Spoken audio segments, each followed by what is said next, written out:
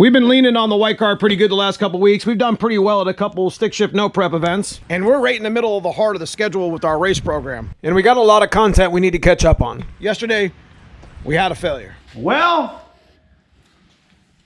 damn.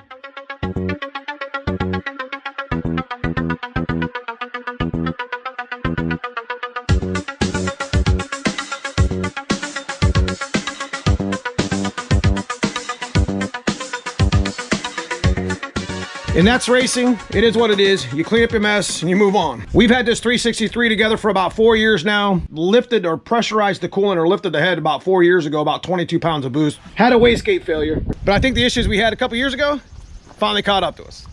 So let's get the car out of the trailer. Got a couple things I want to check over here in front of the garage before we put it up on the lift. Got some head gaskets, some head studs we need to change out.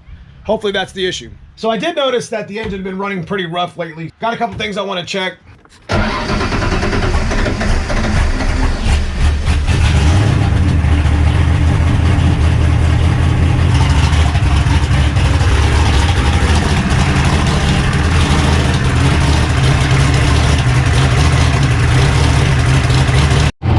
The one thing I did want to check was my static timing, and I verified that at least my timing was right. Gotta get it into the garage now. Yeah, look at this. There's something going on for sure. I don't know if you guys can see the fuel table.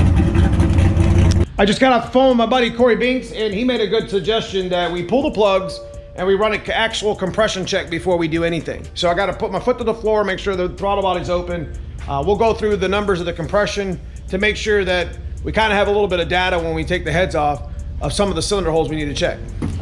But most likely it's just a head gasket. That could be lifters, that could be a number of things, vent valves. It shouldn't be super difficult to get it all apart. It's kind of hot right now because I have been checking the static timing. So I'm gonna go ahead and get the plugs out and check them real quick. Set up a table over here and we'll get started. So we got half the motor kind of tore off on this side. We're gonna do a compression check. Here's my actual plugs.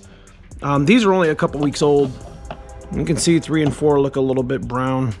I'd be willing to bet that maybe, like I was pushing a gasket, so I was pressurizing the coolant. I don't think the coolant was getting into the engine, but it's a gasket that's been hurt for a long time, so we have to you know, get it replaced. It just got worse when we started messing with two-step. So this is the very first compression test, right about 200 on number 1 cylinder. That's pretty decent.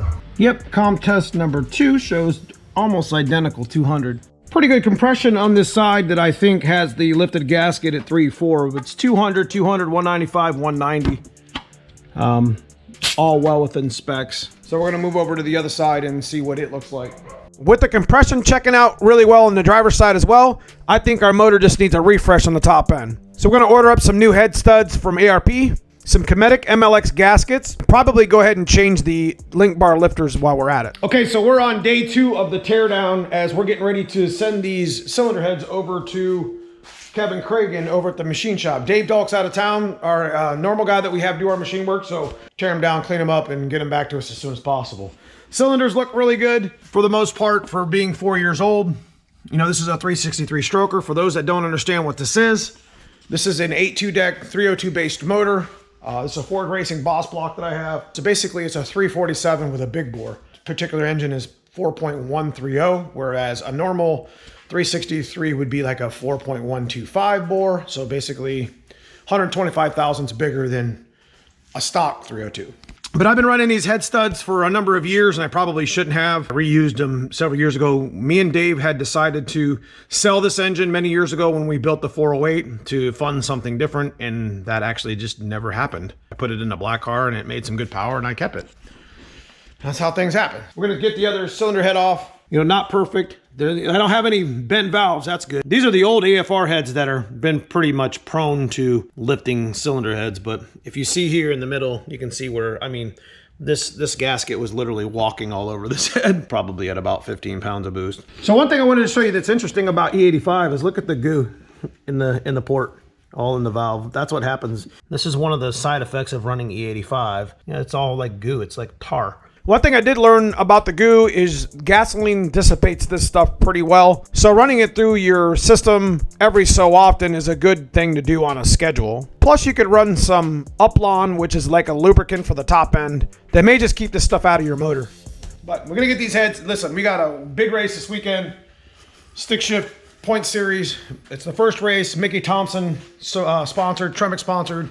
Kundley Motorsports Park. Really want to be competitive and be part of that field. We got another big stick shift event next week at Ford Takeover in Tennessee. And then we got a third one first week of July. And then I need to take a damn break, guys. This is killing me, bro.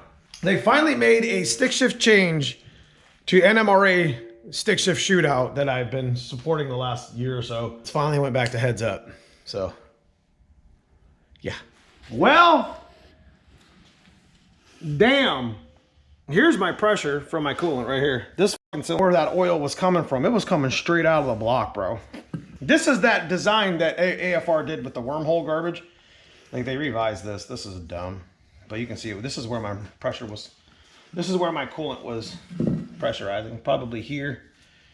Bro. Wow. That's what you get if you pay to play, baby. Let me see the gasket now. The whole damn thing is warped. This thing is beat to shit. All the carbon. Just blow, you know, look at all this. This is where it was pressurizing here too. Probably a little bit here. I'm gonna get this fixed, baby. Look at this right here. This wasn't even the right one. Pressurized here, pressurized here. All right, so here's the engine itself. That definitely was showing some signs, bro. We're just gonna scuff the deck up. It's number 5 was, look at number 5 was just shot, bro. Look at that. And on the gasket, number 5 would be, I mean, this side, this number right here is, holy, just beat, bro.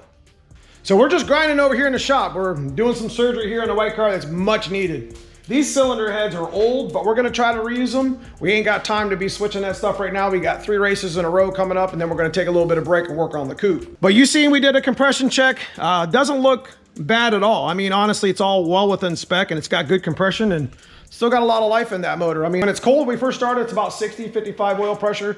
When it's hot, it's like 30 at idle.